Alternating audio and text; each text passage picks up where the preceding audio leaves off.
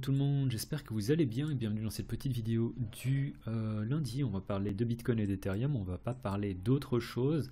Là, en Bitcoin en hebdo, jolie réaction hein, sur la bougie de la semaine passée, 15% en une seule fois. On est dans une zone où je ferai attention, donc c'est la petite consolidation qui a mené ensuite au dump dans laquelle on a dû chercher cette liquidité là. C'est une zone dans laquelle on pourrait avoir une réaction.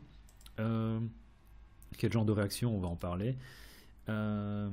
Et on peut voir que c'est également support. Si en hebdo on arrive à clôturer au-dessus de ça, alors on est lundi donc on va se calmer, mais si en fin de semaine on arrive à clôturer ici au-dessus, je me dis que les 46 c'est pas impossible. Les 46 c'est également une zone où je ferai attention, c'est notre ancien support ici qui va faire office de résistance, c'est également la petite zone de consolidation qu'on a eu avant cette cassure là.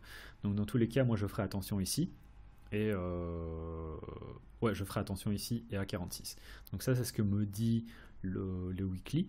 Alors, en dehors de ça, j'ai pas grand chose à dire. Ouais, j'ai pas grand chose à dire en weekly en plus de ça. En daily, je vais effacer la ceinture parce qu'elle ne m'intéresse pas forcément. En daily, c'est la même chose. Si maintenant on a un retour vers la zone des 39-38, je veux totalement prendre une position pour reviser ça ici, donc qui était support. Bon, si on repère, ça va faire office à nouveau de résistance, mais surtout essayer d'aller, comme je viens d'en parler, chercher les 46.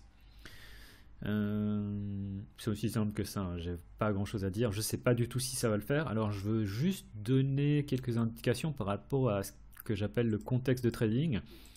Donc le contexte de trading, c'est pas parce qu'on a des niveaux qui sont dessinés que ces niveaux sont toujours intéressants.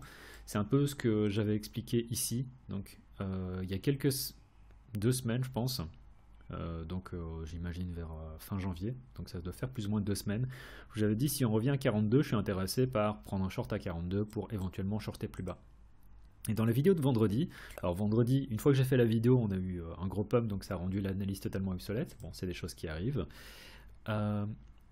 Et dans la vidéo de vendredi, je vous ai dit, je suis plus intéressé par shorter 41-42. Pourquoi? Parce que tout simplement, vu qu'on a tapé, on va regarder ça en 4 heures, on a tapé une fois, 2 fois, 3 fois, voire 4 ici, dans cette zone qui fait clairement office de résistance. Si on arrive à 41-42, ce serait tout simplement pour revenir à nouveau chercher la zone des 38.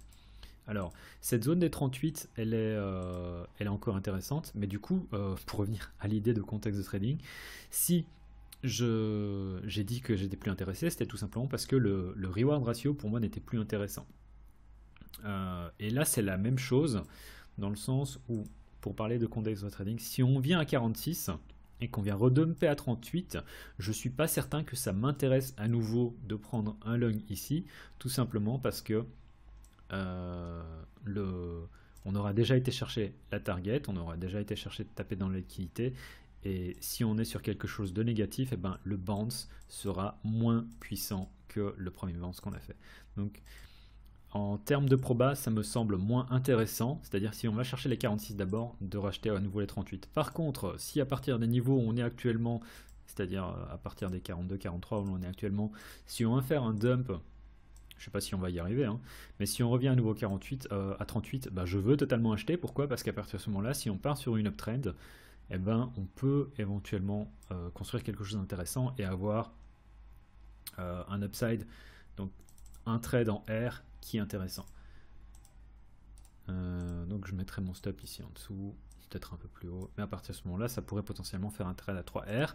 Et à chaque fois, ce que je fais, c'est je regarde, hein. Parfois j'ai des idées par rapport à des trades, mais les trades, enfin le potentiel de gain est pas suffisamment fort. Du coup, je me retrouve avec un truc à 1.1 ou 1.1, ou même si je fais un truc comme ça, 1.4, mais c'est pas excitant. Le risque ne vaut pas la peine par rapport à la récompense. Donc ça, c'est quelque chose qui, je pense, qui est toujours très très bon à rappeler, c'est le risk-reward ratio et le contexte de trading. Donc voilà, il y a différents niveaux qui sont déjà tracés sur le chart, mais c'est pas pour ça que je vais d'office les trader. Donc j'ai pas grand chose à dire en dehors de ça, en daily en 4 heures. Je sais pas trop comment trader ça parce qu'on est sur quelque chose de très très tight. Si vous êtes vraiment en mode 3-4 heures, faut tout simplement se dire que là on est potentiellement sur Enfin, il faut trader les cassures de range, quoi. Parce que c'est pas impossible aussi qu'on répète un peu ce qu'on a fait ici. On part sur des choses où on fait un trading au sein d'un canal ascendant et éventuellement qu'on fasse un breakout pour ensuite encore faire une espèce de trading au sein d'un canal ascendant et faire un breakout. Ça, je sais pas. Honnêtement, il est trop tôt pour le dire. Mais moi, ce que je vous dis, c'est... Enfin, déjà, d'un point de vue structure de marché, on n'est pas encore en délit sortie d'affaires. Hein. On est tout simplement au sein de l'ancienne consolidation. Et ça tombe, on peut encore faire ça. Je pense pas forcément. Je pense qu'ici, on a quelque chose qui pourrait être intéressant pour être un bottom. Mais ce qui serait intéressant, c'est de venir former un truc comme ça. Est-ce qu'on va l'avoir? Je sais pas. Mais dans tous les cas, je suis intéressé par ici. Et si je veux simplifier le trading avec les niveaux au maximum, c'est quoi? C'est essayer droite de tendance. Au passage, ceci est fait sur la plateforme de notre cher sponsor PrimeXBT. N'hésitez pas à checker le lien qu'il y a dans la description. Un jour, vous en aurez marre. PrimeXBT, ça va être le NordVPN des cryptos. Donc, droite de tendance, si on vient faire un retest à la droite de tendance, on a un peu de confluence par rapport à ce niveau ici. Hein, donc, on peut voir liquidité plus ancienne résistance, ça fait office de support et de zone d'offre, de zone de demande. Donc, du coup, je me dis qu'on peut venir acheter les 39 pour aller chercher les 46. Voilà, tout simplement. Bon, on a cette zone en milieu, hein, bien sûr. Donc, première prise de profit ici, qui sera plus ou moins notre 1R, donc ça tombe bien. Et au-dessus de ça, chercher les 46. Voilà, j'ai pas grand chose à dire en dehors de ça sur BTC. Si vous êtes en mode super bull, bah tout simplement trader, éventuellement acheter les bas de range pour se dire on est toujours quelque chose de positif et on peut continuer à monter. Ce qui peut être le cas, hein, mais moi je suis pas. Enfin, déjà c'est des trucs avec des échelles de temps assez petites. Et je préfère pas parler de ça vu que sur la chaîne, le temps que j'en parle, c'est un peu ce qui s'est passé dans la vidéo de la semaine passée, mais peut-être que ce sera déjà trop tard.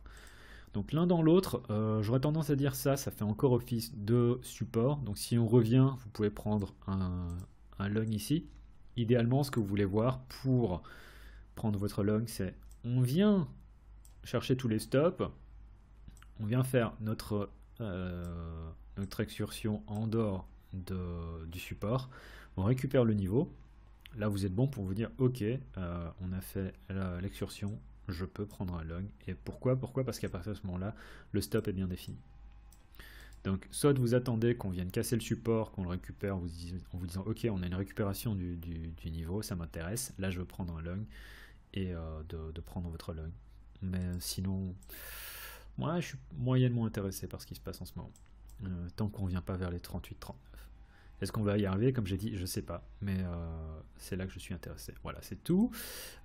Ethereum aussi a fait un joli bounce, alors moindre, enfin ça dépend comment est-ce que vous regardez le truc, c'est assez intéressant parce que même si sur la durée en fait Ethereum a fait un bounce moindre, sur la totalité du mouvement c'était aussi un mouvement de l'ordre de 15%. Donc Ethereum, on arrive aussi dans cette zone où je ferai assez attention. J'avais des niveaux qui étaient tracés auparavant. Bref, on est totalement dedans. Hein. Donc moi, je suis vraiment pas chaud pour acheter ça. Tous ceux qui traitent la divergence, bah là, vous avez une divergence. Donc moi, je ferai gaffe. Parce que... Alors, c'est pas pour ça qu'on peut pas avoir une triple divergence, hein, mais je commencerai à faire gaffe. Là où on est actuellement, d'autant plus que BTC aussi sur un niveau qui appelle à une réaction.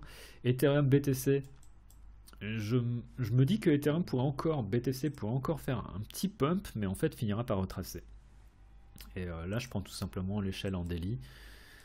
Là on est tapé dans la zone dans laquelle on est, c'est censé censé entre guillemets, la zone de liquidité qui nous a fait la réaction. Et je me dis que la zone qu'on pourrait venir chercher, c'est encore la zone des 68. C'est pas énorme, hein, c'est 5%, mais 5%, si Ethereum se met à dumper davantage que BTC, il faudra quand même faire attention. Donc la zone dans laquelle j'ai parlé déjà depuis un certain temps aussi, c'était sur Ethereum, c'était le 3003 et on arrive dedans. Si on regarde la confluence, 3003, bon bah déjà zone de liquidité. Bon, j'ai pas trop grand chose à dire par rapport à ces niveaux-ci. Peut-être si je regarde d'un point de vue... Non, faut aller chercher... Ouais, on a ce niveau-là. Donc moi je ferai attention ici, dans tous les cas.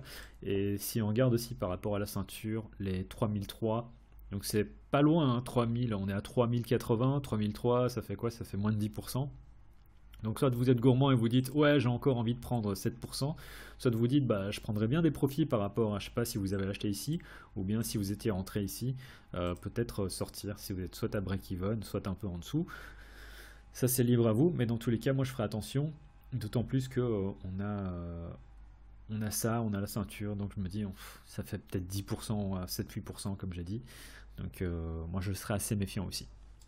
Donc voilà, j'ai pas envie de dire qu'on va dumper hein, parce que je reste assez positif, mais ouais, sur Ethereum je ferai quand même gaffe. Hein. Pourquoi? Parce qu'on arrive dans cette zone là, on est limite éventuellement déjà dedans hein, selon la manière dont vous regardez les choses.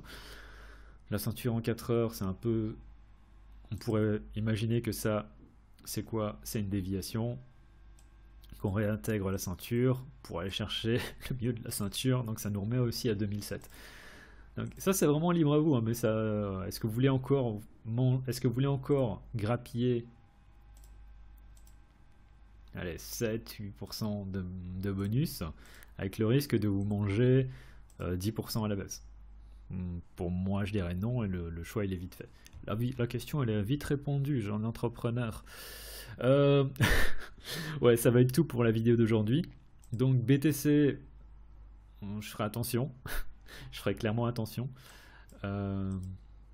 Ouais, par rapport à la ceinture, qui est un indicateur que moi j'aime bien, je ferai attention. On pourrait trouver du support sur la partie supérieure de la ceinture. Donc à partir de ce moment-là, ça pourrait être assez positif et ça pourrait aussi coïncider avec ce dont je viens de parler. On viendrait à nous chercher un peu en dessous des 41, on trouve du support, on récupère le niveau, on continue à monter. Ça pourrait être assez positif. Et à partir de ce moment-là, on pourrait aller vers les 46 aussi. Donc en termes de log, pour moi il y a deux zones, c'est 38 et ça ici les 41 pour aller chercher les 46. Idéalement ce serait ça. J'ai pas de short à prendre ici, éventuellement un short à 46. J'ai pas envie de shorter non plus un breakdown des 41, ça me semble un peu idiot. Ethereum BTC, j'ai tellement envie de shorter ce truc, mais j'attends un dernier push. Et à partir de ce moment-là, je pense que je shorterai ça pour aller chercher les 68, qui correspondent à quoi? Oh, ça correspond aussi avec le bas de la ceinture, donc c'est bien pour la confluence chez moi.